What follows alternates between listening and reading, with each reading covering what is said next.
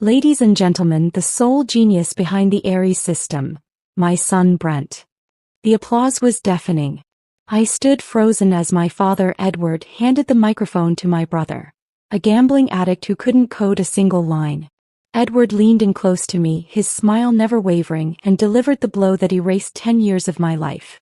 "Don't make a scene, Mia," he whispered, his voice cold as ice. "You're just the mechanic. Mechanics don't get equity. Now smile or you won't even get a severance package." I didn't scream. I didn't cry. I reached into my pocket, pulled out my security badge and set it gently on the mahogany table. It made a soft click that nobody heard over the cheering. Then I turned around and walked out.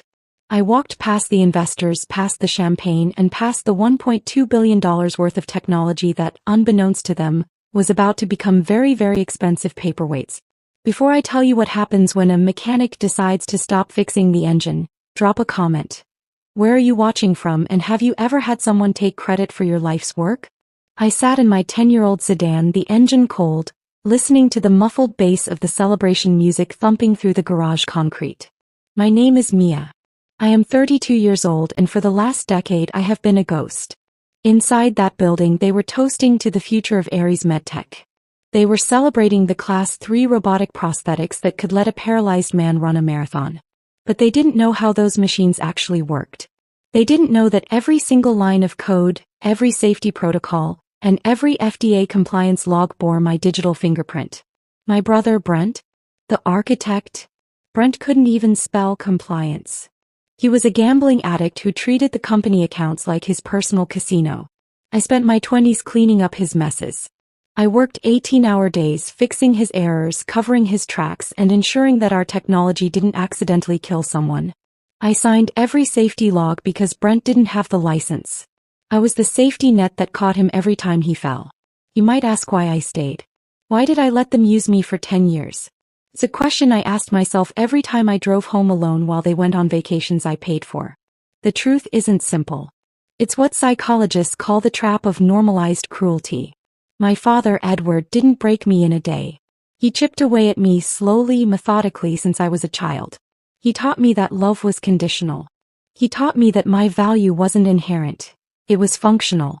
I was valuable only when I was useful. I remember when I was 12 I won the state science fair. I ran home, bursting with pride, holding the blue ribbon. Edward didn't even look at it. He just pointed to Brent, who was crying over a broken toy car. "Fix it, Mia," he had said. "Your brother is the statue, you are the pedestal. Without you he falls, so don't you dare move." That was the lesson. I wasn't the art. I was the support structure. I wasn't the star. I was the gravity that kept their world from spinning apart. They trained me to be invisible. They trained me to believe that being the good daughter meant setting myself on fire to keep them warm.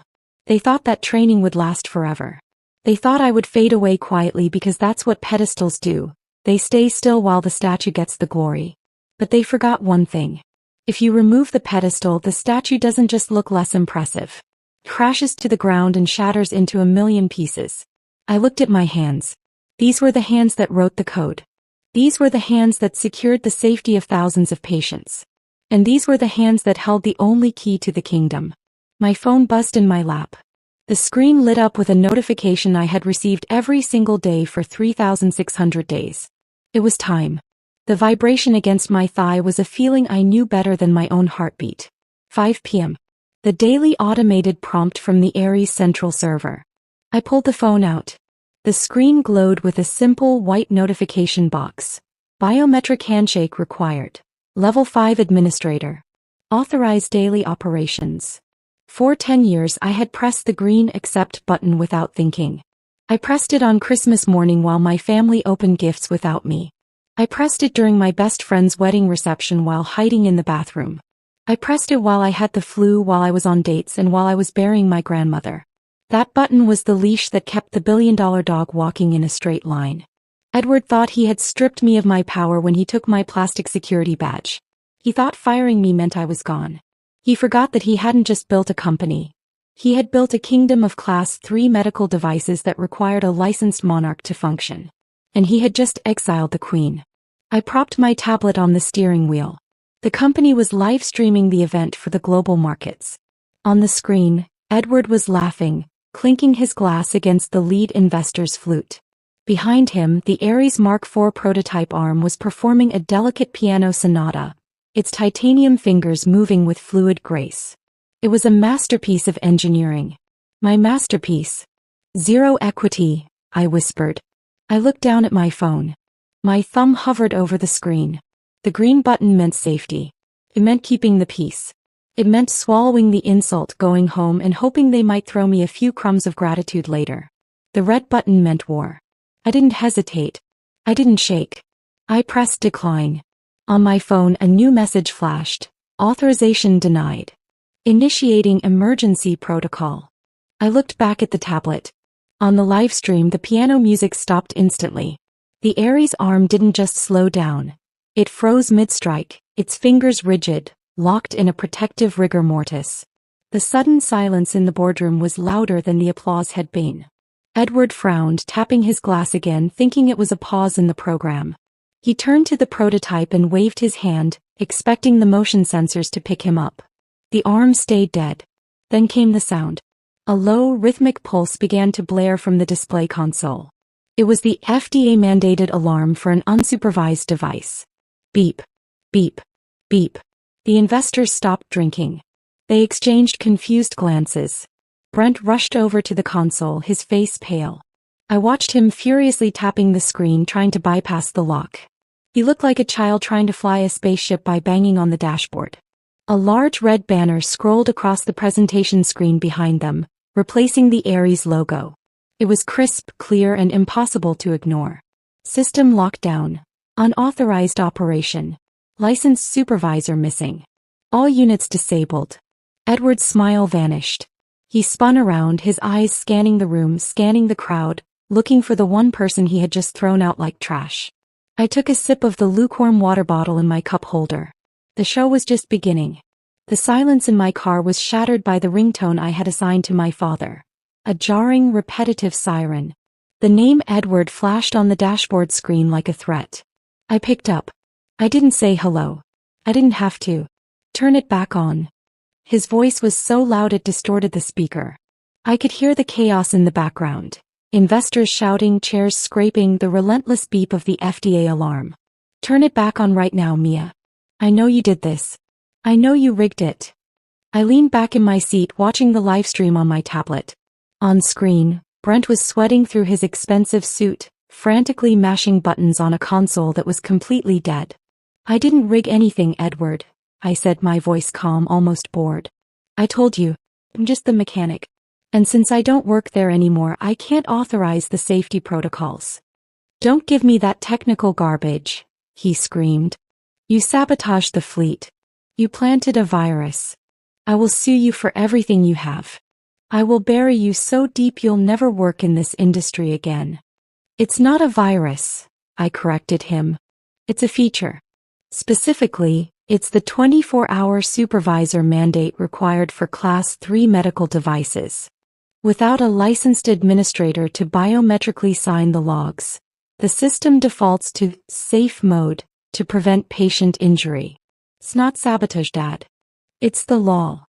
I don't care about the law, he roared. I have investors here. I have $1 billion deal on the table. Fix it. There was a scuffling sound, and then my mother's voice came on the line. She was crying, that breathless, high-pitched sob she used whenever she wanted to manipulate me. Mia, please, Cynthia begged. How could you do this? How could you be so cruel to your brother? This was his big night. He needs this win. Why are you trying to destroy this family? I closed my eyes for a second. There it was. The classic pivot. When threats didn't work, they switched to guilt. They didn't care that Edward had just fired me and erased my existence. They only cared that I was ruining the party. I didn't destroy the family, Mom, I said. You did. When you sat there and watched Dad give my life's work to a gambling addict. You chose your side. We gave you a job, she shrieked, the mask slipping. We fed you. We let you play scientist in that lab. And this is how you repay us. By embarrassing us. Give me the phone. Edward snatched it back. His breathing was ragged. Listen to me, you ungrateful little brat. I want the override code. Right now. Give me the password and maybe, I won't call the police. I looked at my hand again. The thumb that had pressed decline. There is no password, Edward, I said. It's a biometric key. It scans the unique vascular pattern of a licensed engineer's thumbprint. Specifically my thumbprint. Then come back here, he demanded. Get in here and unlock it. I can't do that, I said. Why the hell not? Because you fired me, I said. And as you so clearly pointed out, mechanics don't get equity. So unless you're planning to sign over 50% of the company in the next 5 minutes, my thumb stays with me. You can't do this, he stammered, the reality finally hitting him. You can't just walk away with the keys to $1 billion company. I just did, I said. Good luck with the investors, Dad. I hear they hate surprises. I tapped the red end call icon on the screen. The connection severed. The siren stopped. On the tablet, I watched as the lead investor stood up, buttoned his jacket and walked out of the room. Edward chased after him, grabbing his arm, desperate, pathetic. I put the car in gear. I wasn't going home. I was going back. Not to fix it, but to finish it. I walked back into the lobby of Ares MedTech. The security guard, old Mr. Henderson, couldn't look me in the eye. He just buzzed me through the turnstile with a shaking hand. I took the elevator up to the penthouse floor. I expected lawyers. I expected a settlement offer. I expected Edward to slide a piece of paper across the table with a number that had too many zeros, trying to buy back his dignity. I was naive. I forgot that when you corner a narcissist, they don't negotiate. They annihilate. The boardroom doors were open. The atmosphere inside was heavy, suffocating. The investors were still there, sitting in tense silence. Brent was leaning against the wall, scrolling on his phone, looking bored. Edward stood at the head of the table. He wasn't sweating anymore. He wasn't screaming. He was adjusting his cufflinks, looking calm. Too calm. I'm here, I said, stepping into the room. Let's talk about the equity I was denied. Edward looked up. He didn't smile. He looked at me with a performance of such profound sadness that for a second, I almost believed it myself. I'm sorry, Mia, he said softly. I really didn't want it to end like this. End like what? Like this. He nodded toward the side door. It burst open. 4 men in windbreakers stormed in. They didn't look like corporate lawyers. They moved with the aggressive precision of law enforcement. On the back of their jackets in bold yellow letters, FBI. My blood ran cold. Mia Vance, the lead agent, barked, crossing the room in 3 strides. Hands where I can see them. What is this? I asked, backing up. I didn't do anything.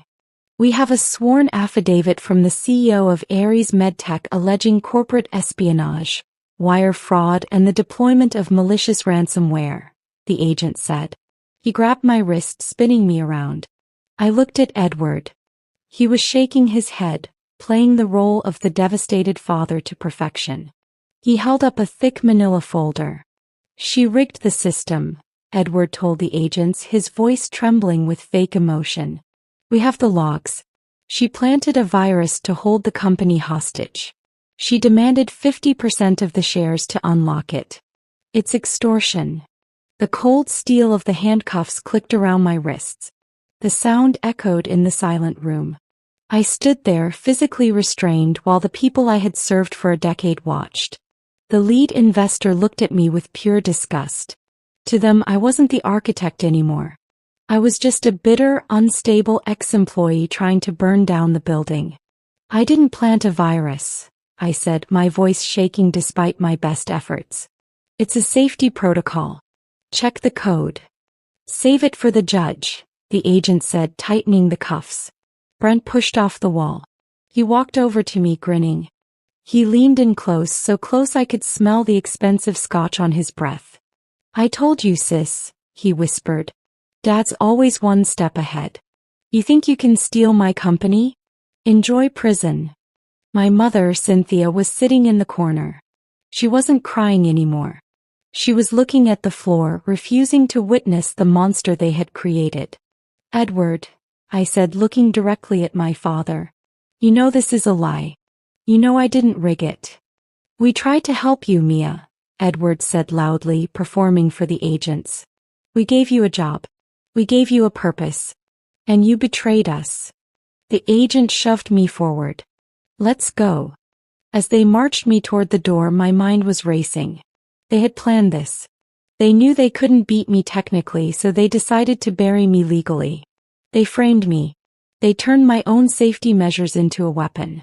I looked at the prototypes, still frozen, still flashing red. Edward thought arresting me solved his problem. He thought if I was in a cell he could force me to give up the keys. He didn't realize that by putting me in handcuffs he hadn't just framed me. He had just walked directly into a federal trap he didn't even know existed. The agent read me my rights, but I kept my eyes on the flashing message behind Edward. "System lockdown. FD Protocol 21-11. Edward was glowing with victory. He had taken my work, erased me from the company, and now planned to jail me to finish the job. But he forgot the lead investor.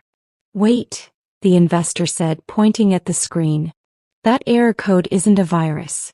It's federal compliance." I told the agent to search 21 CFR Part 11. When he checked, the truth unfolded fast. Removing me, the only licensed regulatory supervisor, shut the facility down by law and exposed the company for operating illegally. A felony. I told him to review the logs. They weren't hacks, they were my safety audits. And behind them was the real scandal. Brent overriding limits and falsifying data to boost the stock price. That was why they fired me.